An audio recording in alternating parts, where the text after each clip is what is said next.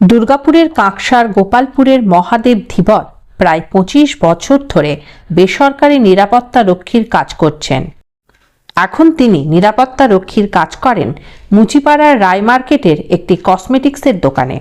মঙ্গলবার রাতে তিনি ডিউটিতে ছিলেন। সেই সময় দুষ্কৃতীরা এসে তাকে মারধর করে বেঁধে রেখে যায়। এরপর দোকানে ডাকাতি করে দুষ্কৃতীরা। যাওয়ার সময় সিসি ক্যামেরা ও হার্ড ডিস্ক নিয়ে পালায়। পুলিশ ঘটনার তদন্ত শুরু করেছে।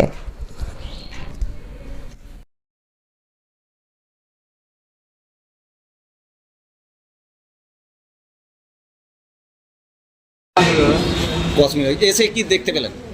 দেখছি এবার শাটার পুরো ভাঙা আছে, পুরো খোলা আছে শাটার। ভেতর ঢুকে কি দেখলেন? ক্যাশ পয়সা কিছু নিয়ে গেছে? তারপরে কিছু হবে নিয়ে চলে গেলে আমরা জানি না কত ছিল ঠিক ছিল সেটা চলে গেছিল। এখানে সিকিউরিটি গার্ড ছিল? হ্যাঁ সিকিউরিটি গার্ড ছিল তো। কি হয়েছে সিকিউরিটি গার্ডের সঙ্গে? এবারে ওকে মেরে বেঁধে রেখেছে। এর আগেও কি এরকম ঘটনা ঘটেছে কি মার্কেটে? কোনোদিন হয়নি, কোনোদিন হয়নি। পুলিশ এসেছিল? হ্যাঁ পুলিশ এসেছে। কি নাম আপনার? হ্যাঁ আমার সৈন্দ্র প্রসাদ। কিসের দোকান ছিল আপনার? কসমেটিক দোকান বলুন। ঠিক আছে।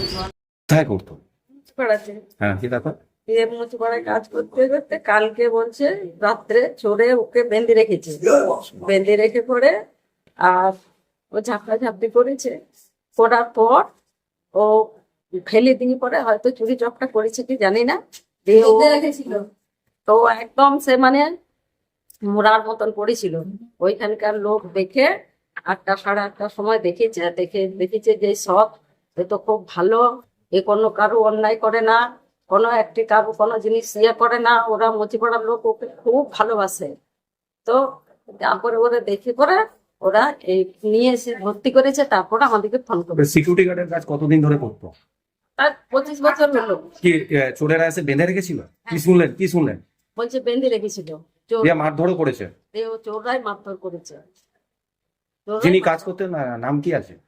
মহাদেব ধীবর, কোথায় বাড়ি? গোপালপুর। আপনি কে হন? আমি ওই স্ত্রী, কি নাম আপনার? ঝর্ণা ধীবর। ঠিক আছে।